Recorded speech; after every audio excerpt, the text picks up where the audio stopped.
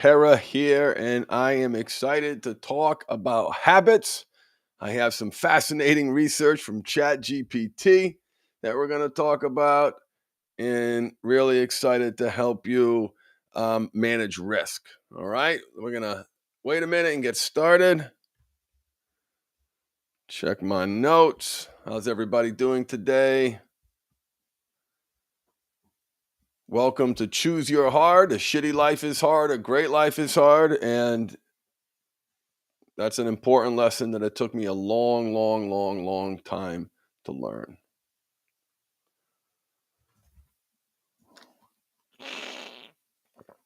Well, totally honored that you are here. Let's jump in. Today, we're going to be talking about managing risk if you are struggling with any addiction, any bad habit, or any poor coping strategies. I want to talk a little bit about what risk management is, how to measure it, how important it is in business, and how ridiculously important it is in your personal life, and give you a framework for managing risk in a healthy, constructive way so you can create better outcomes. So, a little bit about my personal story. My name is Craig Perra. I'm the founder of the Mindful Habits System, and I've been helping men and their partners change their lives for the past 12 years. People struggling with sex addiction, porn addiction, gambling, alcoholism.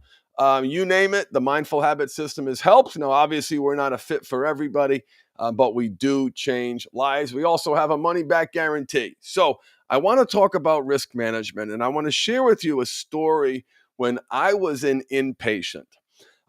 Here we are now at my lowest point. Just to put things in perspective, I had moved my family cross country because I got fired from my job back east. I was assistant general counsel for $1 billion insurance company. I was an attorney. Great job. No, I was in sabotage mode. I was acting out. I lied to my boss about something stupid. I was using drugs with prostitutes. I was essentially out of my gourd. And because I was out of my gourd, I made a professional mistake and lied about something that was so stupid. If those of you who've been following me before, my wife wakes up and says, "Are you eating cereal?" Like, no. Well, I got a bowl of cereal in my hands, a spoon in my hands, a box of cereal next to me. Just that automatic, instantaneous lie got me fired, as well I should be. But I'm the comeback kid. I got a new job out here in California. I ran a $1 billion company's compliance department, and it wasn't long before I resorted to old ways. This time I wasn't addicted to heroin. I'm now addicted to bath salts, having an affair with a number of prostitutes, another low, low, low point. I tried to hurt myself at that low point because I had gotten fired. And I'll never forget this. There's a whole bunch of this downward spiral that I will never forget, but I'll never forget, and it's where this tattoo skill means come from. If you know what that term means, you'll know what I'm talking about. Skillful means essentially means to teach with wisdom. And I'm sitting there at my inpatient place, and I really wasn't digging it. I couldn't wait to get out so I could use drugs again, which is exactly what I did when I got out. And I was really rebelling against a job that I hated as a result of me being such a mess emotionally, physically, spiritually. I was a terrible husband. I was actually abusive to my wife. Really, really, really shameful. But I'm an inpatient now. And the guy who's lecturing us, an inpatient, is starts to talk about risk. And he says how important it is for us as addicts to be able to manage risk in our personal lives. And he said, just like some companies, just like great companies manage risk in their professional lives. And I'm a risk manager. I'm in charge of compliance. This is what I do for a living. And I remember saying to myself, if he says risk is frequency times severity, I'm going to explode. And that's exactly what he said. Risk equals frequency times severity. Frequency is how often the bad thing is going to happen. Severity is how bad the thing is if it's going to happen. So if you've got a chance that only something happens only once, but that one thing is really, really, really bad, you need to plan for it. You need to proactively manage risk. Risk management is critical professionally. You will not find an organism. Risk management is critically, I'm going to try that one more time. Risk management is mandatory for a business. There is no way a business can grow without managing its risks. Here's the thing about organizations that I've learned. If it's right for the organization, there may be some parallels to the human condition. And just like businesses need to manage risk, we need to manage risk. So if you know that something bad is going to happen, for example, every time you drive down this street, if you know something bad is going to happen every time your wife leaves you alone, then you need to manage that risk. And let me tell you something about human beings and why this is easier than it looks. We are habit machines. Okay, so check this out. I asked ChatGPT, is it true that we humans are habit machines? And ChatGPT says yes. It is broadly true that human beings can be described as habit machines due to the significant role that habits play in shaping behavior and decision-making processes. The concepts of habits being central to human behavior is supported by a wealth of research across various fields, including psychology, neuroscience, and sociology. Habits are pervasive in human behavior, serving as automatic responses to specific stimuli, and they evolve from repeated actions. These habitual behaviors are often executed without conscious deliberation, highlighting the machine-like efficiency with which humans can operate under habitual influence. And in fact, we need habits to survive. So anyway, this goes on and on, explain how habitual we are. And that's a good thing. And the reason that's a good thing, because we can plan for it. And one of the first things that clients do when they join the mindful habit system, and that is to identify their red zone.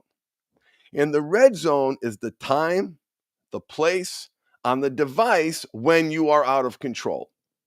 And here's the thing about the red zone. So I used to think that the red zone operated under an 80-20 rule, meaning 80% of the bad habits, the compulsive behavior, the addiction is happening in 20% of the time, 20% of the place, 20% of the device, 20% of the situation, 20% in response to the specific stimuli. But it's not the 80-20 rule. It's the 90-10 rule. And what that means is that 90% of the acting out behavior is happening at 10% of the time. And even if your acting out behavior is scattered throughout the course of the day, it is happening within very precise parameters, in very specific situations, in response to, for example, the common excuse I hear is being bored. I reject that excuse unequivocally. That is not what's happening for most people. No man out there is throwing his marriage away, throwing his family away because he's bored. This is the subject for another podcast. The fact of the matter is that person can't sit for a second within themselves because they have such a deep and profound sense of self-loathing. And that's when the demon comes. The demons come when you're alone. What are you numbing, coping, and escaping from? It's not boredom, although that's certainly part of it. There are deeper underlying issues, not the subject of this podcast. We'll get to this in another one. I want to talk more about risk management. I want to talk about the red zone. And the red zone is you looking at your life, looking at not just when the acting out behavior is occurring, but the habits and states of mind that give way to the acting out behavior.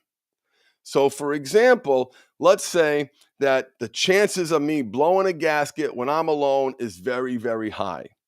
And the impact of me blowing a gasket and acting out when I'm alone is very, very high. It can destroy my business. It can destroy my marriage. It will hurt my wife's feelings. It'll make me feel really, really bad, even though I have the tools to respond to it and I'll do everything I can to fall down and get back up.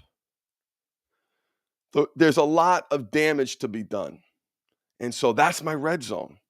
And so you have to find your red zone or red zones, plural. And a lot of times people come into this thinking it's too overwhelming. It's happening all over the place. It's not. One thing, if you're talking about sex and porn addiction, it's happening every time you are alone.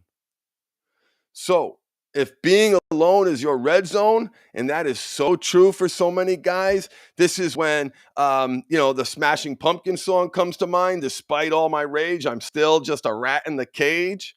And mommy leaves, and you're free, and you can do whatever you want. And you combine that with the low self-esteem that you're escaping from.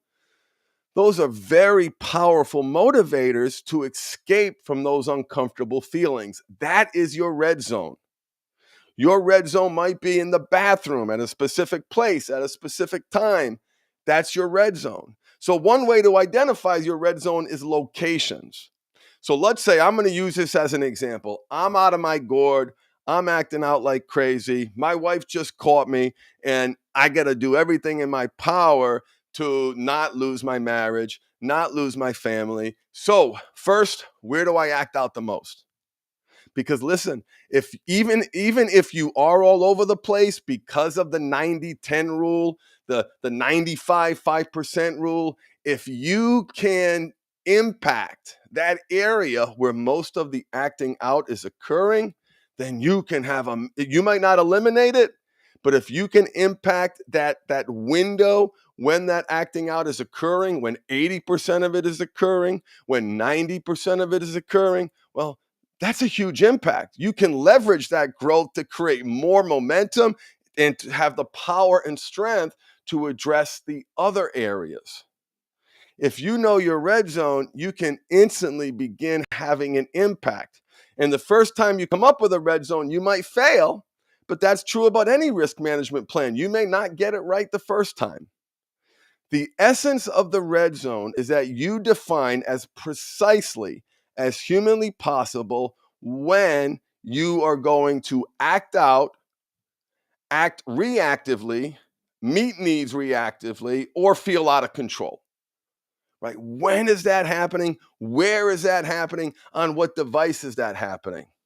So if it's happening where I do my work, remember, I'm Joe. I'm a character who just got caught, and most of my acting out happens in my home office. Okay, my home office right now, I'm Joe, is kind of a mess. I kind of feel shame every time I walk in. So the red zone plan starts. There's two phases to it. Phase one of the red zone plan is identifying that location and taking steps to not do the thing. So, what can I do during this time to not do the thing? I can call somebody, I can plan a call when I'm most vulnerable. I can plan some reading, a Bible verse if that's something that inspires me. I can exercise. I can sit there and practice being bored and sitting in it, right? So first step is, what can I do? What actions can I take to not do the thing? The second step, and this is my favorite step because this is the break a habit, make a habit step. How can that red zone transform into a place of growth, into a place of healing? How can I make that space, which was once a space of shame, to now be a place of inspiration? So I'm going to hang up some cool quotes on the wall. I'm going to hang up some pictures on the wall. I'm going to put up my family to inspire me to be a better man. So at first, when you are first creating your red zone, Step one is what can you do instead of acting out to minimize the chances that you are going to act out, right? So that requires you to identify your red zone as specifically and precisely as you can. And that requires you to make a list of specific actions that you can take so you don't do the thing. Because remember, the golden rule of behavior modification is to break a habit, you have to make the right habit with the right need.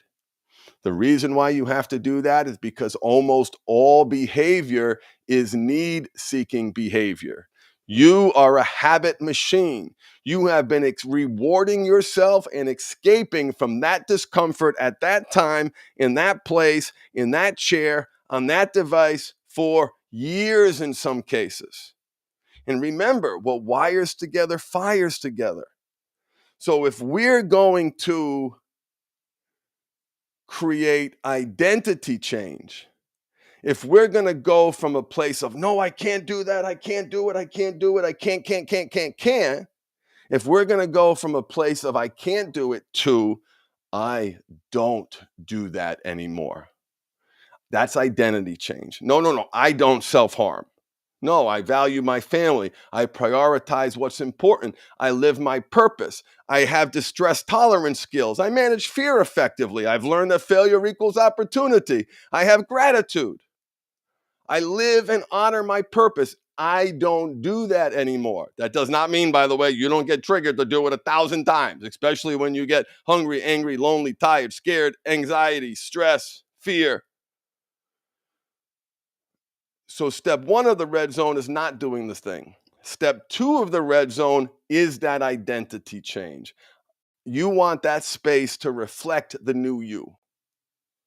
You want to reclaim that space. You want to take that space, which was your greatest source of shame, and you want to turn that space into a great source of inspiration.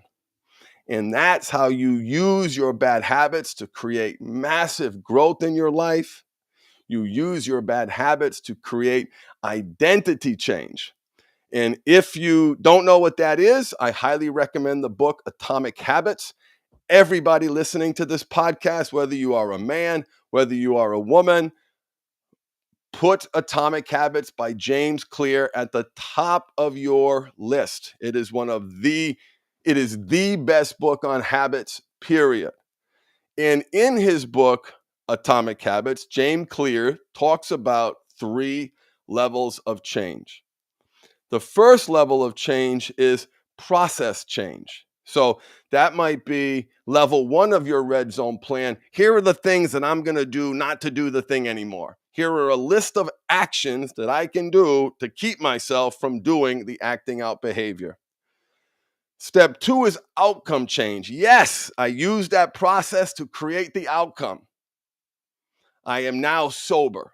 I am not doing the thing. That's red zone plan number 1. Red zone plan number 2 is the third level of change and the only change that produces sustainable change in your life, and that is identity change. So your red zone goes from first reactive, finding that time, shutting it down, doing whatever you can to leverage that 80-20 rule or 90-10 rule, which means that 80% of the behavior is so often happening in 20% of the circumstances. If you can hit that 20% hard, you can create significant results quickly. For most people, it's not 80-20, it's 90-10. If you can hit that 10% hard, you can create significant change quickly. And you do it through the 2-step red zone plan. Step 1, here are the list of things that I'm going to do to not do the thing. And step 2 is, here is me reclaiming the space. So for example, a lot of my acting out happened in the car. I had a nice car, but I treated it like shit. I smoked in it. I used drugs in it. I drove around for hours in the nighttime doing sketchy things in it. And it was a source of great shame. And before I sold it, I wasn't able to sell it right away because I got fired and we were broke. But before I did, I reclaimed it. I put some quotes, a statue on the dashboard, some quotes stuck at various places throughout. I cleaned it. I wanted my outside to look like my inside. So I had to reclaim the car. I had to take it back. I had to make this space, which is a source of so much shame, into a source of pride. It became a reflection of my purpose. It had artifacts in it, like quotes and statues and cleanliness that reflected how I wanted to feel about myself. And so that is the red zone plan. It is critically important for everyone to have their red zone plan. And it is, no, it didn't work. Listen, it doesn't always work. That's the essence of risk management, but it can work better. So you having a red zone plan is essentially what a company does to manage risk.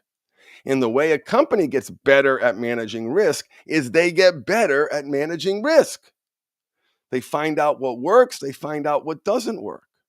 So if you have a block of time at a specific location on a specific device or a specific substance at a specific time in response to a specific external stimuli, use the red zone plan first to begin to take some of that time back and use it as a source of inspiration. So your red zone plan reflects the you that you wish to become. And the space that was your source of shame is now your source of pride. Let me know if you have any questions or comments in the chat. Thank you so much for listening. My name is Craig Pera, the founder of the Mindful Habit System, and you can visit me on the web at www.mindfulhabithelp.com. And if you are struggling, if you are a man struggling with compulsive sexual behavior, you can use the coupon podcast to get 36% off our core training program. It's normally $499 for 16 weeks. It is $185 for 3 months for those same 16 weeks. And if you use the coupon code podcast, you get access to the entire Mindful Habit System, the lessons, the exercises, the trainings, and you get access to a weekly webinar where you can ask me questions. And we can talk more about your red zone and anything else that you need to talk about. Thank you so much for listening. Honored that you're here. Wish you well. Embrace your power of choice and feed the right wolf inside you. Bye, everybody.